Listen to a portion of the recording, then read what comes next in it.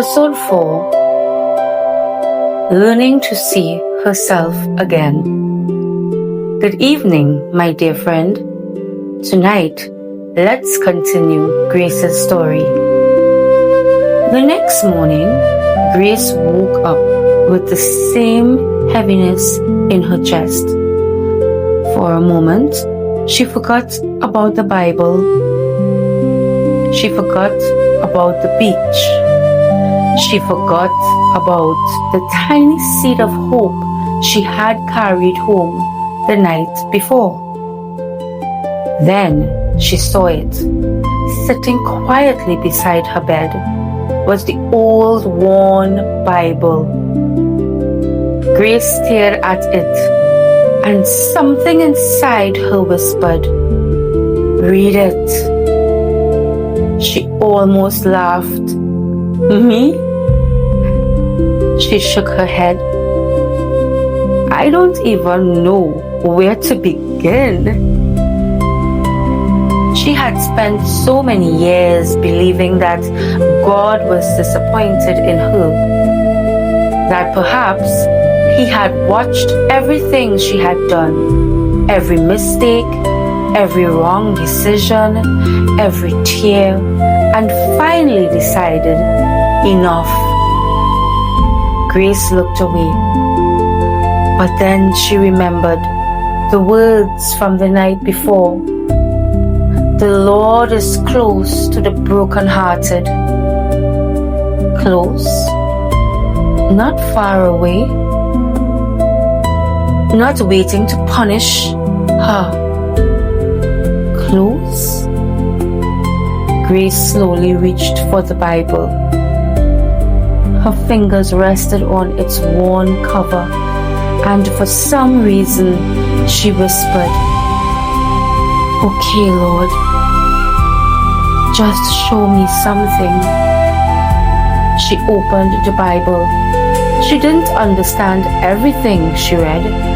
Some words felt complicated. Some passages made her stop and think. And some made her cry. Because Grace was beginning to discover something she had never truly understood. God wasn't asking her to pretend she wasn't hurting. He wasn't telling her that what happened didn't matter.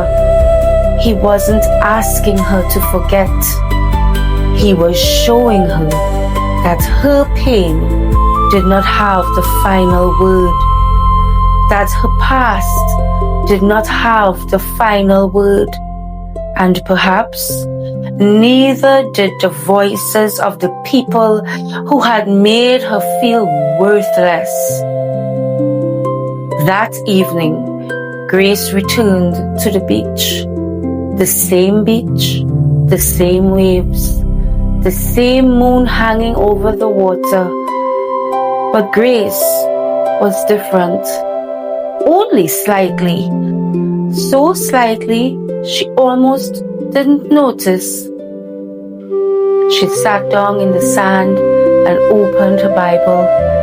The wind gently moved through her hair. She began reading one verse, then another, and then she came across something that made her stop. "I am fearfully and wonderfully made." Psalms 139, verse 14. Grace stared at the words.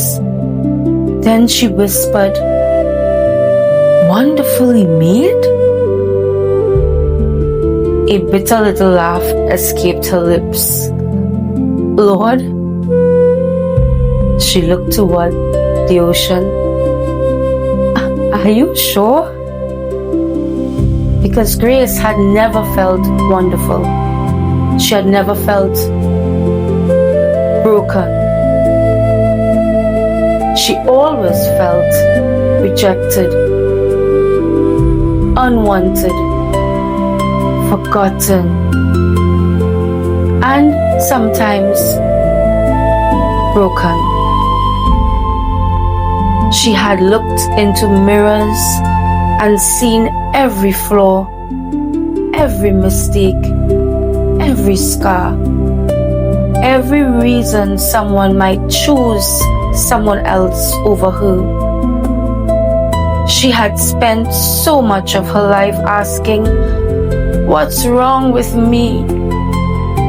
But that night, for the first time, a different question entered her heart. What if God isn't looking at me the way I look at myself?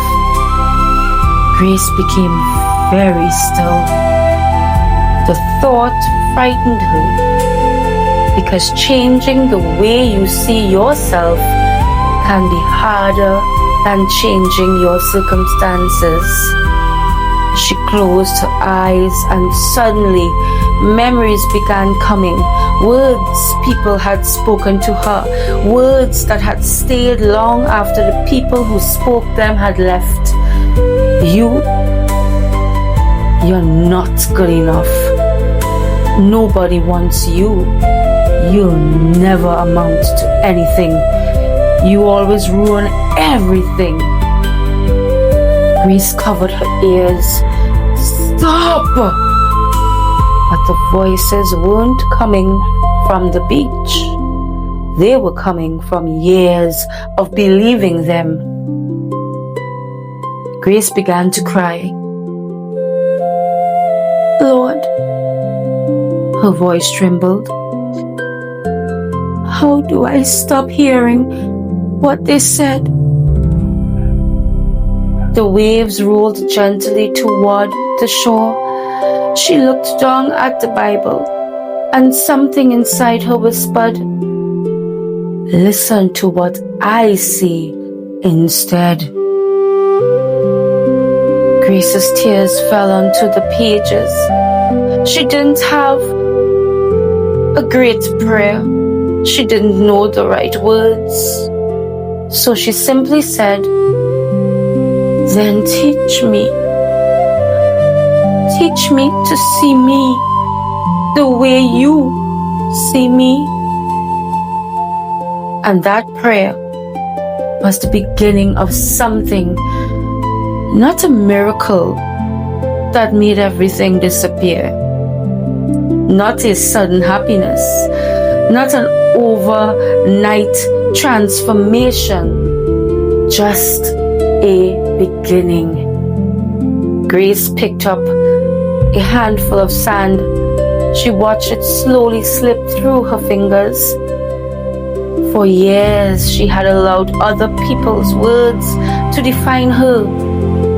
But maybe she didn't have to carry every word someone had thrown at her. Maybe some things were meant to be released. Grace opened her hand. The last grains of sand fell away, and she whispered,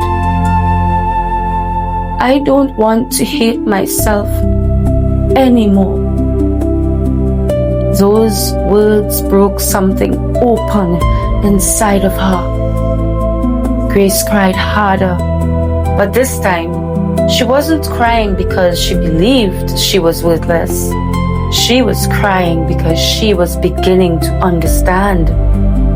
She had been carrying a hatred for herself that God had never asked her to carry. She looked toward the moon.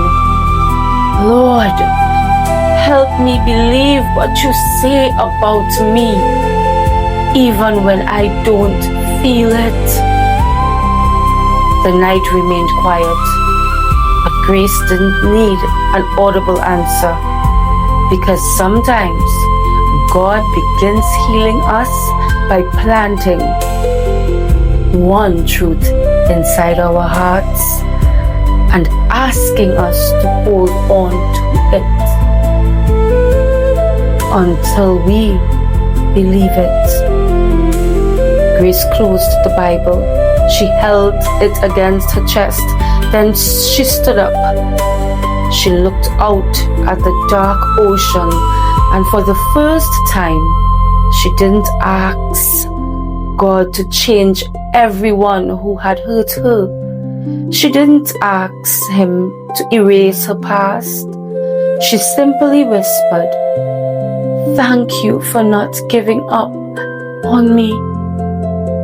And as Grace walked slowly along the beach, something small was happening inside her. She wasn't beginning to understand. She was not what they called her.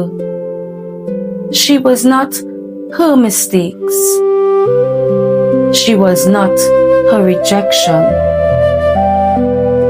But with prayer, she began now to understand it fully. She was not the worst thing that had ever happened to her. She was God's creation, and perhaps that tiny seed of hope planted the night before was beginning to grow.